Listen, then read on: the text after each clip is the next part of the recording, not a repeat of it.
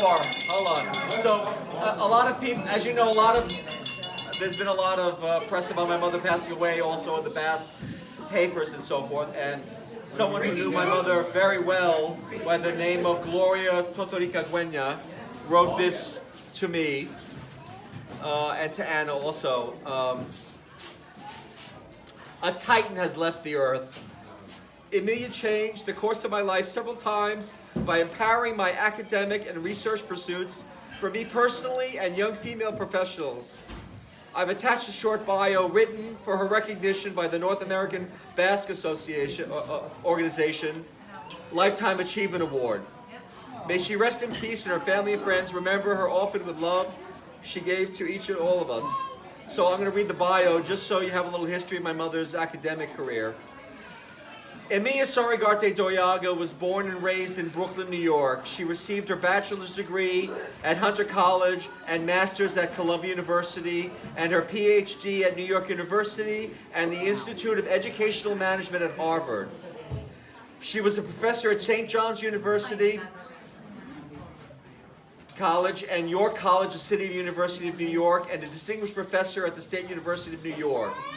She served as Dean of York College and Academic Vice President of the State University of New York. She has published many books, including Unamuno, Spanish language, as well as authored articles related to the Basque at Columbus, Cuba, and all over New York and Brooklyn. Dr. Doyaga was currently the president of NABO, Representative Society of Basque Studies in America. She organized and founded 2 other academics. She has volunteered many times at Basque events, and she was the founder of the Basque Society of New York, Basque Society America. If you don't know this, Emilia danced with the Basque dancing groups of New York for years as a young adult and traveled to Canada, the United States, and Cuba with professional groups of Basque dancers. Emilia created the Basque Hall of Fame, having served as an organizer and traveled to be present and the moderator of every single Basque Hall of Fame from the induction 30 total. And I have to say the last one, the 30th of them, I actually went and presented for her in Argentina. She is selected by the Basque government and attended to World Congress of Basque Collectives in 1995 and 1999, and the American Congress of Basque Centers in 1997. Wow, there's a lot of awards here. I'm sorry, I'm going to skip by some of them. I'm sorry. She volunteered for leadership positions at Euskochea, Society of Basque Studies in America. Oh my God, she did a lot. The Basque International Cultural Center of New York. She wasn't parenting, apparently. She was doing all this. And she constantly volunteered for projects related to the founding.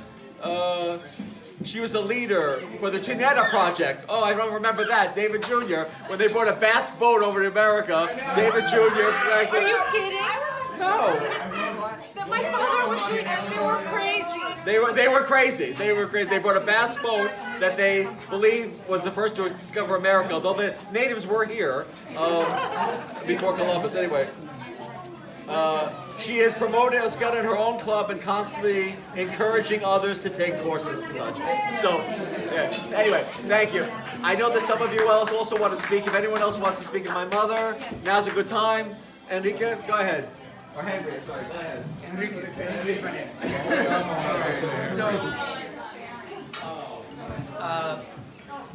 Though I am a Basque, not just Basque, but from the other side, Basque country, I'm not related to the Doyaga Aguirre family, but I've known them ever since I came to this country as a 7.5-year-old, just about. Emilia Doyaga was one of these formidable, amazing women who would scare men, honestly. And there was often issues with male members and or people running, say, the Basque Club in New York. But she was also someone who my mother, Ola Fortin, who was quite formidable and an amazing chef, would always admire, express admiration and appreciation of everything that she did and how hard she worked, especially raising 2 sons as well as she did. And also, she appreciated her because of her intelligence, her capacities, and what she did. And my experience has been like, I've always known her growing up as like this really amazing, intelligent, great-looking woman, but who was like everything. She was the whole boat. She was smart, intelligent, funny, practical, engaging. She spoke to people directly and got them involved. And she was very exceptional. And therefore, excuse me, I cannot say enough how much she's gonna break up. She was, you know, somebody who we really admired.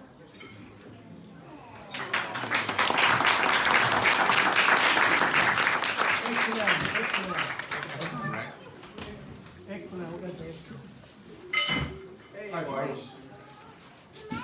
Ho ho, I know if you're on the naughty or nice list, that's besides the point. My name's Marty Aguirre. Anamati is my sister. My mother was Irene Aguirre, my father was Andoni Aguirre. Needless to say, my mom and Emily were like this. Okay, they talked about the 4 women before. Aunt Belle was my mother's sister. Mary was Emily's sister. For my whole life, I never knew that Mary was pretty much, if not totally deaf. So as a young man, when I'd see her on the Fifth Avenue bus in Brooklyn and I'd say hi, and she ignored me, I had no idea that she didn't even know I said hello. But that's besides the point. Getting back to Emily. She was quite a driving force. I am very fortunate to be both David and Mark's older cousin. Okay, she had charged me. There you go. Put that back. She had charged me with making sure that these 2 guys could not only do everything she demanded of them, but they'd get along on the streets of Brooklyn. So anytime the family had a party, I was the guy at the door that they had to try and run through to get out of the community room all the time. And Mark was an easy task, but David, son of a bitch, you were tough. We're talking about Emily. She had to be one of the most intelligent people I've ever met. And we come from a family of intelligent people. She taught me at a very young age to look at what was important for me. And albeit difficult for many of my close relatives now to understand that I still don't want to do don't know what I want to do when I grow up. So it's been difficult for them. But she taught me to keep an open mind. And I've changed my opinions about lots of things over the years because of it. I remember 2 things about her that came to mind at the cemetery. When asked to remember one thing, I couldn't limit it to one, but I'm going to limit it to you for your sake. I've missed every course so far, catching up to everyone I've never met before or met when they were little kids. Number 1, I remember when I was a young man, well, younger than a young man, she had a cut on her arm. And the story was some degenerate tried to mug her as they lived, you know, right across the street from, you know, what's her name? Green, what is that? Fort Greene. What's that? Fort Greene. Okay, Fort Greene Park. It was right across the street from Fort Greene Park. Not a very nice neighborhood for many years. Some clown grabbed her purse. She took him through a plate glass window, then punched him out and walked home with a cut in her arm. This was one tough lady. Oh, yeah. But on the bright side, I also remember a very, very important thing that she taught me. On my 19th birthday, she asked me about my opinions. I was a very opinionated young college punk at the time. And she said, what do you think about 30-year-old people? And I said, don't trust anything they tell you. As busy as she has been through her life, on my 30th birthday, she went out of her way to make sure she tracked me down so she could ask me what I thought about people that are over 30 years old. And when I told her, my God, I can't believe you remember that, I still don't trust them. And she just winked and said, you remember that, and went on her merry way. Thank you. For those of my relatives who don't have a clue who I am because I vanished for decades, I'm back. One of you mentioned Basque heritage. Well, just yesterday I rejoined the Basque Club of New York. And you're going to be hearing from me because whether they want to know about it or not, I'm going to be recruiting because that place needs help. God bless you all. We're all for the same kind of love. I have to shut up, and don't show that to anybody. I'm kind of...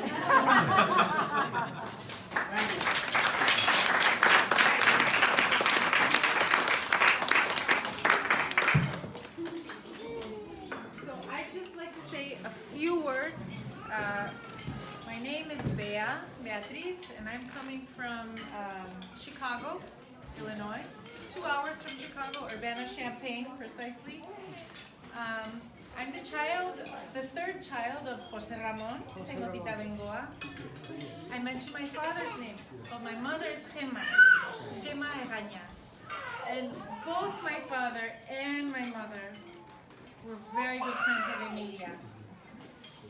My father was, I would say, a colleague, a co-conspirator. Yes. They were the ones in the 80s that were going off to Nevada to find out more about what they could do to promote Basque culture in this country. And now I learned that while they were really working hard during the day, they were having a lot of fun at the dinner party and thereafter.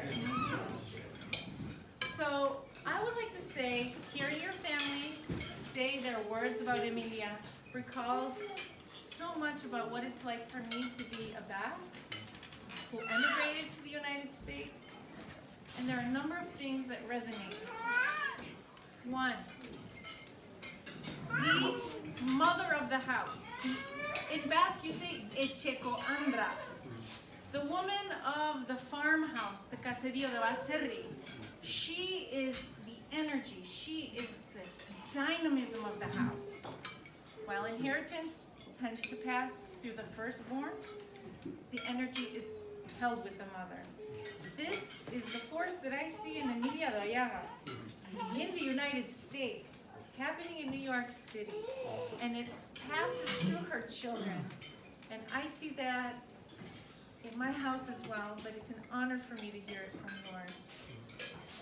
2, passion and drive. My father has it. He's still alive.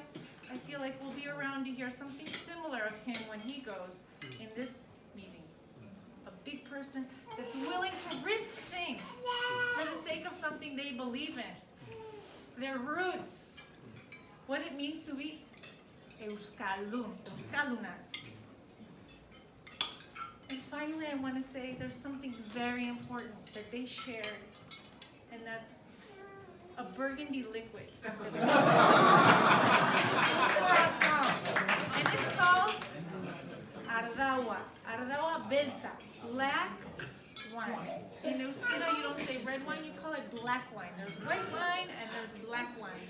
And they shared a lot of black wine. My father became a wine collector in the United States because his dentist knew more, his American dentist knew more about wine than him. And he said, never again. So he started to learn. Emilia Doyaga appreciated that. And that's the passion and the drive to learn about what's new. She had it, my father has it, I have it, I hope Issei has it, other children have it. That's the courage to be curious. Your mother had it, and she is someone who my family loves very much. And I want to say particularly thank you to the Doyaga family for helping my family in hard times and in good times. Because your family has shown us immense generosity. And as Basques are, we like to party with each other. We are generous. So thank you for having us.